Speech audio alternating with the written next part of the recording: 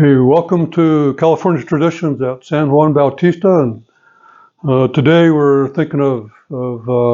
doing an overview of early California horse equipment and the kind of stuff that you would have seen in the mid 1800s, going back to the mission and colonial period, and a lot of the stuff that's still being used today. But anyway, just kind of to start from the beginning of all the stuff you're going to use to ride your horse. First thing is probably the bells, and because you have to find your horse, and so you put a bell on the dominant horse in the band of your herd of horses, and which is usually an old mare, and so if you can find her, you can find all the rest of the horses, and so you put a bell on her, and then she was called the caponera, and then in the American ranchers, Anglo ranchers, they called her the bell mare, and whether she wore a bell or not, she was always known as the bell mare. And there are two kinds of bells. You know, there was this bell, and which we would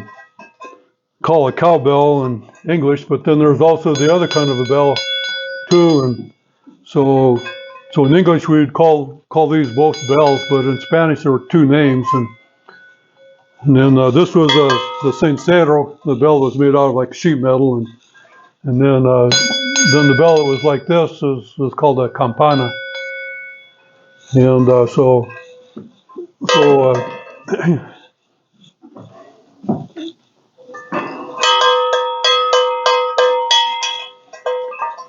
no matter how hard the bell mare tries to hide,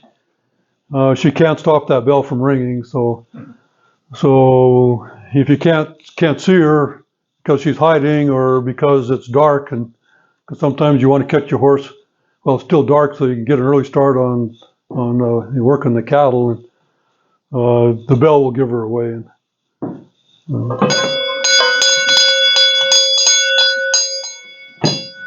And so once you have your horses, next thing you got to do is catch your horse, and so that's where the riata will come in, and the rawhide riata and is mostly made out of 4 strands of rawhide, and usually about 60 feet long, up to about 80 feet were kind of the common lengths. And and then once you have your horse caught, well, then depending on how educated your horse is, you'd either put a bozal or hakima if your horse is young and not very educated, and this is sometimes called a hakima too, and so it would just go over the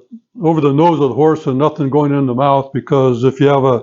a colt who doesn't know how to behave and how to respond to your signals, you don't want to be pulling on the mouth, and so all the horses would be started with this, and so the bozal or hakima was made up of the headstall here, which would be called the cabezada, and then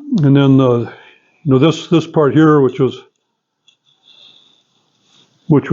work as a throat latch, was called the fiador, and the fiador was a really intricate kind of a thing that you don't see them that much anymore. I think could be because a lot of people don't know how to tie them anymore, but during the the earlier periods, the fiador was pretty much always on a bozal, and that's, I'm sorry, that's horsehair. That's this part? Yeah, that part there. That's a fiador. Oh.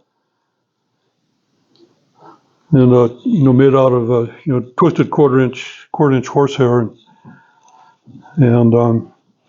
this has the rawhide headstall on it, because quite often the headstalls are made out of rawhide, and because rawhide was pretty serviceable for that, and it was ornamental, and then also buckles were kind of hard to obtain sometimes. So this enabled you to have a headstall that would just be, be tied with that loop, kind of a knot, rather than having a buckle. And then the other part of this was the horse, also a bit of horsehair, and the mane of mares usually, because that was softer, and then also a lot of the brood mares that you weren't riding them, so you didn't mind cutting the manes off of them, and so this was called a mecate quite often, and if you're an English speaker mutilating the Spanish language, you might call this a mecate. But actually, the mecate in Spanish just means really any type of a rope, and so this would be a mecate just meaning a rope. But to be more specific about this particular rope on a bozal,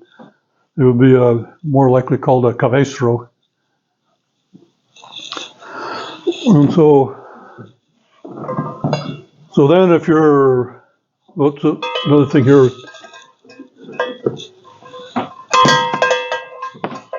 If you're just training your horse, you would you'd have the what's called a tapojo, the eye cover, the blinders, and these were really used in a lot, during the rancho period, and all horses were trained using this, and so it would sit on the horse's forehead, and this is the throat latch part here that would go underneath the throat, and then when you're working around the horse, you'd pull this down over the eyes, and then so that would ensure that the horse stood still, and then it was actually also had a calming effect on a young horse, because it would kept him from getting overstimulated by motion around him, and so the horses this would be used on a horse for, well, it's being trained for several months or a year or more, and then every time you would mount the horse, you'd slide this down over the eyes, and then when you got on, you would reach over and pull it up from the eyes, and then away you go. But this would teach the horse to always stand still when you're mounting them, and then that would avoid a bad habit of horses messing around when you're trying to get on them. And so that was called the tapojo, and a very common and important piece of horse equipment with the early Californios, and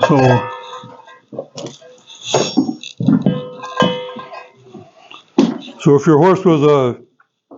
an older, well-educated horse, you would have him in the bit, and so this was the spade bit, which is very characteristic of the Californios, and had this high port, and then with the cricket in, and then these braces with the copper in the mouth, and so this is a freno de pala, which is the Spanish word for a spade bit, but only the older educated horses would use this bit, because it was very, very sensitive, but they'd have to learn how to work in it. And then typical of a lot of the Californios headstalls or cabezadas is they would have a metal hook mechanism here that would connect the bit to the headstall, and then the lots of times the ornamentation was what we call concho today, or buckle that was round and ornate, and and then the bits would always have a rein chain here, and then that would mostly serve the purpose of when your horse would take a drink, your reins wouldn't go into the water and get wet, and then hasten their deterioration by getting wet frequently. And so the reins were always closed reins, and pretty much always made out of rawhide. So they were instead of having the split rein, we call it split rein, we had two reins. This was one rein that would go around in a loop, and so that was characteristic of Hispanic horsemen and then the Californios, and so the reins were called the riendas, and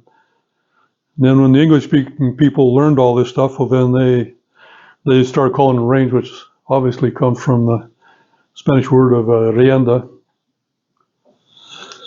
And then the other thing was particularly distinctive of the Californios was the romal, and this was this piece here that was attached to the reins, and it was like a quirt. And actually, the Californios, if they would call a quirt a romal too, but their form of the quirt was tied onto the reins like this, and and so this would kind of help hold your reins in place, and then also you'd have something because you never would lead a horse when with your reins, and so when you tie it up with, you'd use another rope to tie a horse up, or the bozal, and so you'd leave the reins on the saddle, and then the romal you just wrap that around your horn, and then and that would keep your reins in place while the horse was tied up, if you're tying up the horse, or even if you're turning him loose with hobbles, and or picket rope, and then and then speaking of tying horses up, you'd have another rope that you'd frequently carry with you, and this is actually what was generally called the mecate, and it was a softer braided rope, and so this rope would be tied on to the left hand side of the saddle, where the rada would be tied onto the right hand side of the saddle, and then this rope was used if you're going to tie your horse up, or more frequently what you would do is you would you let the horse go out and graze, and you'd picket him, you'd take him to the ground, or tie him up to a bush or something like that, so the horse could move around, and these were usually about between 20 and 30 feet long, and so they get a chance to eat something, and then also you'd almost always avoid tying a horse up short, because the horses can learn to pull back in a very bad habit. So with the Californios, they'd almost never tie a horse up short. They would either hobble them or else picking them out with the mecate, and so then we get to the saddle, and so this saddle is really the ancestor of the Western saddle as we know it today, and kind of one of the distinctive things about it was it had what we call a mochila covering, and that's this covering here, and it was called a mochila, and my friends in Baja California who still make and use this saddle have informed me in no uncertain terms that this is a mochila, not a mochila. Because a mochila is like a backpack kind of thing, and this is not a backpack kind of thing. This is a mochila, and so the mochila would just slip off the saddle. It wasn't attached, and so if you had saddle strings and that you would use to tie your rada or tie your serape or whatever you want to tie in the back of your saddle, the saddle strings would just go through your mochila, and rather than being threaded through the tree of the saddle, and so there are actually several different kinds of mochila and mochilas that were called different things. There was a smaller type of mochila which is called a camiseta, and then another larger mochila that might go over this that would have bags on it, and that was called a cojinillo, and or if it was like the outer one that was sometimes called a coraza, but anyway, there was kind of different variations of the mochila, and so a general term of the mochila. This is what you call a mochila in general. So on the saddle, they always had what was called the anquera, and the anquera was on every saddle up until the late 1800s, and so that was kind of essential part of the saddle. It would go over the rump of the horse, and that was called the anquera because the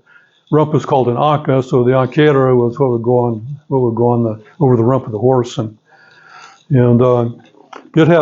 would have sheepskin on the bottom of it, and actually this was the only part of the saddle that had sheepskin on it, and the other part of the saddle, these were called the bastos, and which evolved into the skirts as we know them on a saddle today, and then the bastos didn't have sheep hide on them. And so as the saddle evolved and the arcadera disappeared, the sheep hide went from the arcadera onto the bastos, and then the bastos evolved into the skirt. And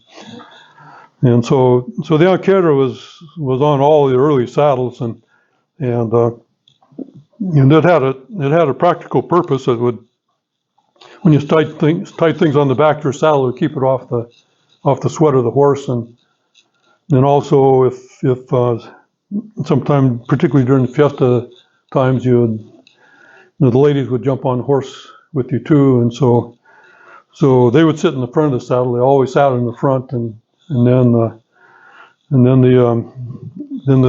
guy would sit on the back and ride behind the lady, and then so this gave you something for him to sit on, so he wouldn't get his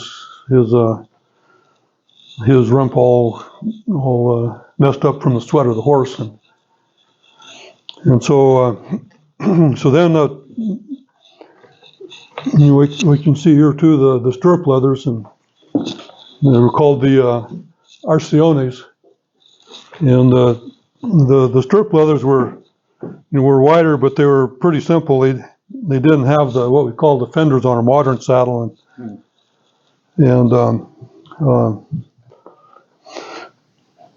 but they were, like, compared to an English saddle or so on, they were still pretty wide because the wider stirrup leather would be stronger and wear a lot longer than a little narrow stirrup leather. And then the stirrups were carved out of a solid piece of wood, and so they were kind of bulky, and in order to give the stirrup enough strength that it wouldn't break, because you're unlike the stirrups as we know them today that are steam bent. The grain's all running this way, and so you kind of have weak points here and so apparently the Californians weren't really familiar with steam bending wood, and so they would just carve their stirrups out of a solid block of wood. And then you pretty much always have the tapadera, or tapadero is probably more commonly called the tapadera, and then these round tapaderas were particularly distinctive of the Californios, and some of them would have like the rounded tapaderas that we're kind of familiar with today, but this pie plate, we call pie plate tapadera, was really distinctive of the Californios, and then so then you'd have the rigging of the saddle, and this is what we call in English the rigging, and in Spanish it was called the reata del fuste, and so it's the word reata, just like the reata as we know it, and then but the saddle was called the tree was called the fuste, and so the rigging was the reata del fuste, and here in Alta California it was probably originally just a single strap going around the front and then another one going around behind, and then during the hide and tallow trade they started doubling up the rigging on the front, and I suspect because of all the cattle they were slaughtering for the hide and tallow trade, they all almost all of them were roped, and so that was a tremendous amount of heavy duty roping. And so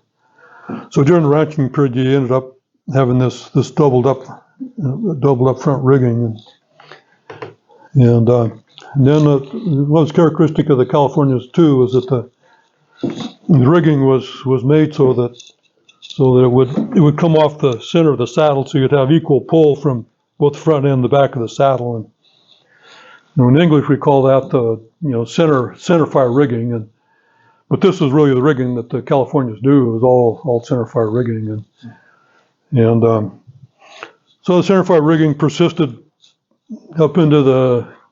time of my father. At least there were still people riding around with center fire rigging, but nowadays you very rarely see it.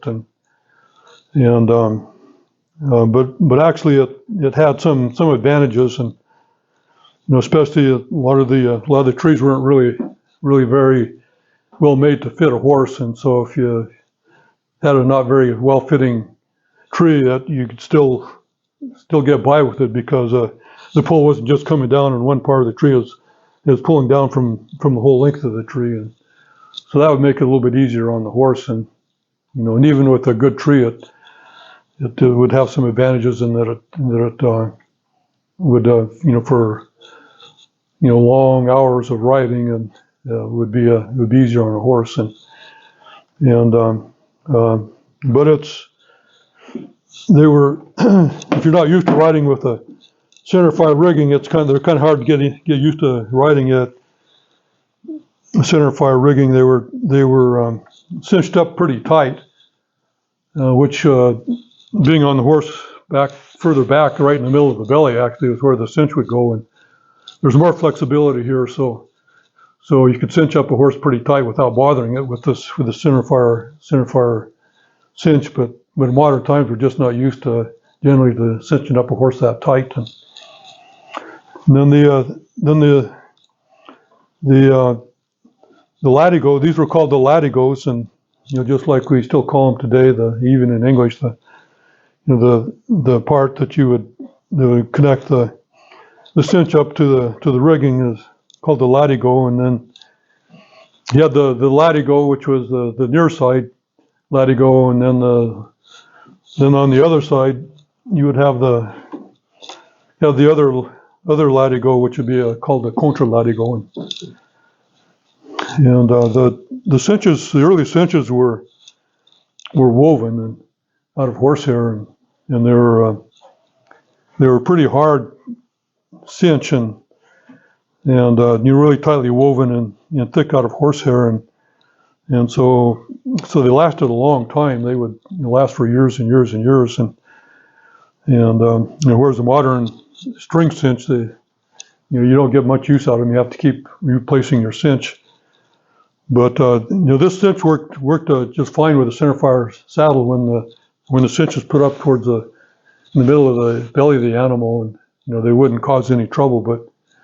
But I sure wouldn't want to put this on a modern full rig saddle, because it would eat a horse up right around where you have the motion of the front leg, and so wherever I've seen the center fire saddles used, I've never seen cinch towards on a horse, and so so they were actually served their purpose well, during the early period when people were still riding with the center fire saddles. And the saddle trees, or the fustes, were made out of wood, and to start with, and the front forks here would be normally made out of the forks from a tree, and then the cantle here would be made out of a curved piece of wood, and then you'd have the bars here, or the tablas, and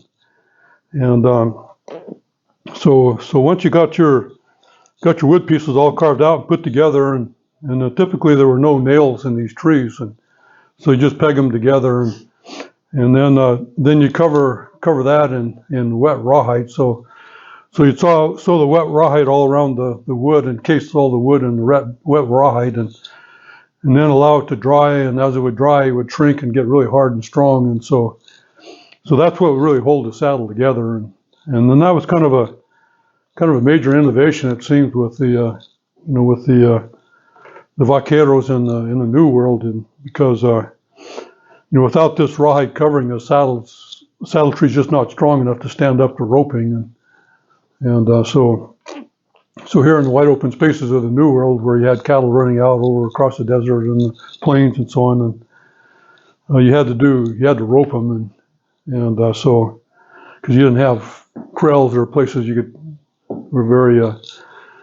readily available to be able to trap your animals in, and so you do a lot of roping, and then that really revolutionized the New World ranching, and it was a very good system and worked really well, and it's still used today. Like a lot of the better quality modern saddles are still made with this rawhide covering.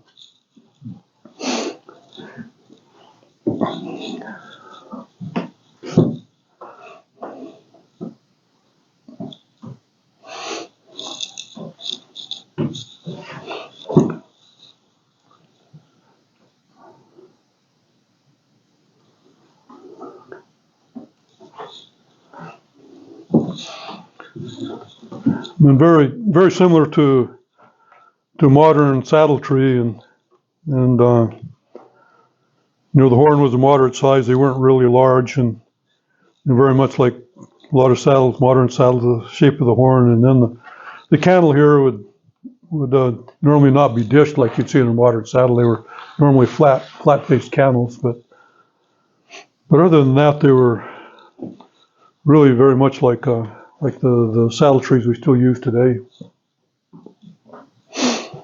So that's kind of a quick rundown of early California. Oops, one more thing I forgot. Maybe we should mention some other things. Over your saddle, you would really put the mochila back on.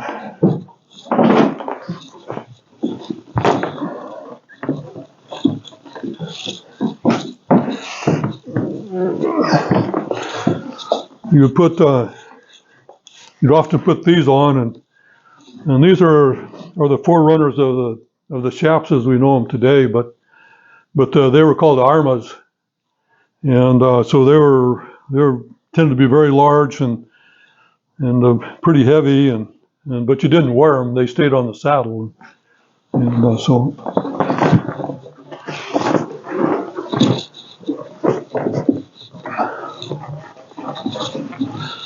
So they would just go on the saddle like that, and then so when you jumped on your horse, your leg would go under here, and then that would protect your leg from thorns and bushes and the weather, and then the other thing too that they really worked well for was to sleep on and under, and so when you're out on the campo and you're going to bed down for the night, you would just take your armas off the saddle and sleep on the one side, and then cover yourself up with the other side, and then here in Alta California, it seems like some of them were made out of long-haired goat skin, and then also some of them made out of bear hide, and so that would give you a really nice cozy thing to sleep on and under. And then the other thing was used as kind of in the line of what we call chaps or chinks, and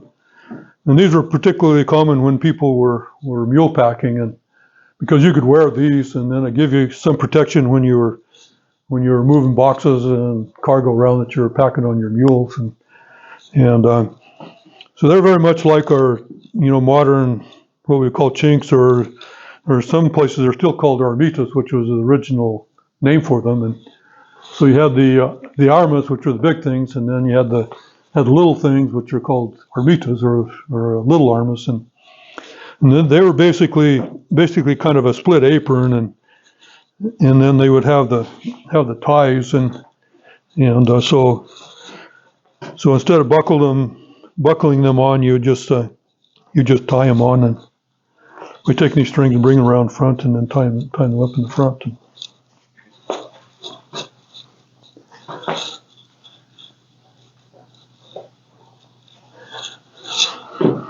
Okay, and I think the last thing I might mention would be the spurs. Another communication device for your horse. And this pattern of spurs well, most of the early spurs have been excavated around the missions were this particular type, and and then they were characteristically had this shank that would have like the ornamental humps here, and it would widen out as you approach where the rowel was, and then they always had these jingle bobs here, and then which seemed to have been called campanas in California, and so this would give you music wherever you went, and it seemed like there's no spur that was ever made or used that didn't have the campanas on them. The really early spurs didn't tend to have too much silver on them. Some of them would, but later on, towards the early 1800s, later 1800s, you saw a lot more silver. But that's not to say that the silver wasn't known and used here in Alta California. It was, and they always had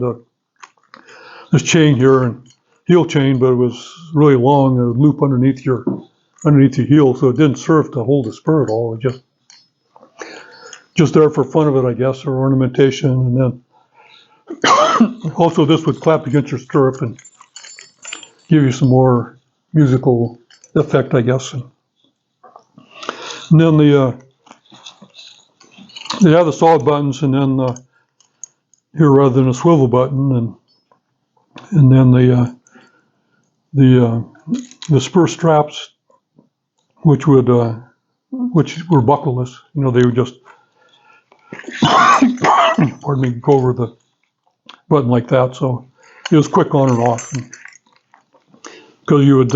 usually never wear your spurs when you're walking around. You'd only wear your spurs when you're on your horse, and so this type of system made it easy on and off.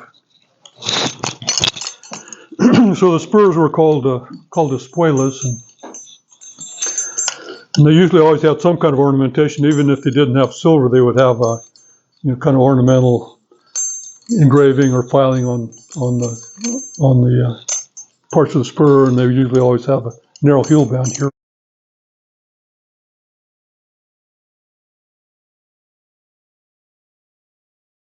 And then maybe the last thing I might mention are the bottines, and so these would go on your shoe, because the shoes were kind of light, and the spurs were big and heavy, and so this would go on your shoe first, and then your spur would go on top of that, and then you'd have this ridge here that would pardon me, which would support your spur. And these were very common, during the Rancho and Mission period, and there's quite a few of them around in archives and museums and so on, but without too much understanding of what they were. And that's really about all I can think of for right now. So to be continued.